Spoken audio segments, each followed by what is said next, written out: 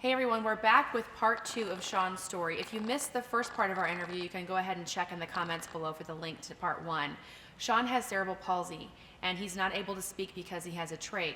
So when we sat down for the interview, I sent him the questions ahead of time, and he was able to type out his answers, and he brought his cousin Charles to help him share his story.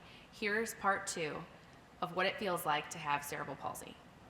You repeat the beginning of the sentence and then fill in the rest. So I asked him to say, having a disability or physical challenge feels like this. Having a disability or physical challenge feels like a maze or trap. I say that to say I don't always have control of my movements. Yeah, and that has to be frustrating. You talked about your muscles will just have uncontrollable spasms, and that also is very tiring for you, correct? Right. And you have no control over any of that, right? You have control over lifting your arm a little. What does it feel like when people call those with a disability inspiring? I thought that was so interesting.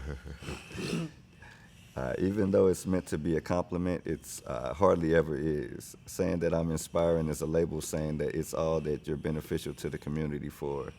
You're not worthy to get a job, you're not supposed to get a degree, but you are here to remind me that I can't complain because it'd be hell if I had your situation. That's an insult. Without people realizing what they're actually saying. Yeah, maybe how you approach life can be inspiring, but not just because you have a physical challenge. Maybe your personality is inspiring, or your attitude, right? What types of environmental obstacles do you face? I hate the lack of elevator access and curb cuts that aren't made. With the elevators, it's mainly the older buildings that will not have them, but we do let them slide. Okay. Especially if the building is still up and running with no plans to shut it down. Is there an opportunity to update an old building after dealing with any damages and things like that? Ask how are the elevators? Are there elevators to begin with? Where would be the best place to put them so it's convenient for everyone? Tell me about your problem with the handicap sign. I'm just not a fan of it. When you look at the universal sign, the stick figure is floating above the C. That's represented as a wheelchair. There has to be a better way to design it and have multiple symbols on it. That's inclusion. If you only have the wheelchair symbol, then that's categorizing all disabilities as one.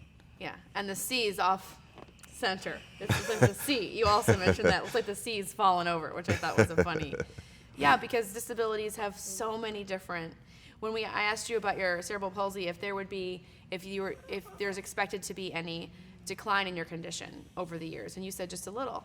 I said, aren't some people in wheelchairs? And you said there's a large spectrum with people with your condition that have all different levels. It's not just like tearing your ACL, or it's like the autism spectrum. And so similar to that handicap sign, not everybody's in a wheelchair. They might just have a cane, or they might have one bad leg, or they might have one bad ear, right? What are a few pieces of advice you can give to a person when it comes to their communication or encounters with someone who has a disability, or you like to say a physical challenge?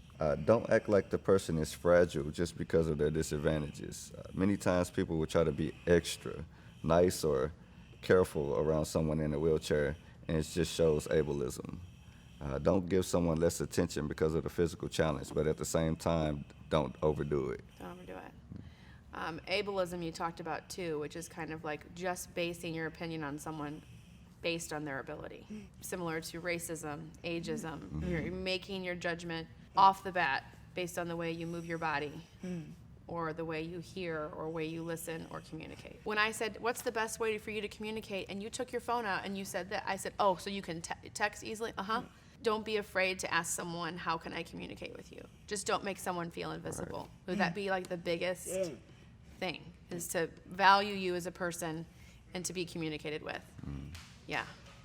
I am so glad that you came here today. I think your TED Talk was pretty amazing, so I'm going to add the link to that. But I also think you both, just seeing your brotherhood and love for each other is really cool. And I can see that there's great things ahead for you. We hope you've learned something today about just reaching out, getting to know people, no matter what. Just treat everybody like a human being, right? Thanks for watching.